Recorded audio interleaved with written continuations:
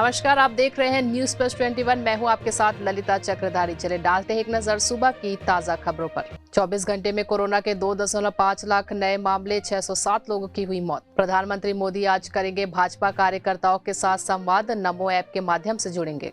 मंडाविया आज 9 राज्यों के साथ कोविड-19 की स्थिति को लेकर करेंगे चर्चा।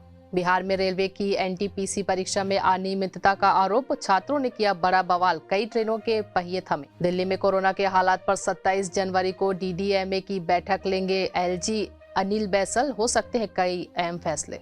अमेजॉन पर लगा राष्ट्रीय ध्वज का अपमान करने का आरोप। भारत में कुल वैक्सीनेशन का आंकड़ा 162 करोड़ के पार पहुंचा। 1 फरवरी को पेश होगा बजट, 2 से लागू होगा कोविड प्रोटोकॉल। महाराष्ट्र के वर्धा में सड़क हादसे में 7 मेडिकल स्टूडेंट की हुई मौत। दिल्ली में अगले 2 दिनों के लिए येलो अलर्ट, सप्ताह भर तक नहीं मिलेगी कड़ाके की सर्दी से राहत। ऐसे ही तमाम जानकारी से लगातार अपडेट रहने के लिए हमारे चैनल को लाइक और सब्सक्राइब करना ना भूलिए। नोटिफिकेशन के लिए बेल आइकन जरूर दबाएं। देखते रहिए न्यूज प्लस 21, आपके हक की बात।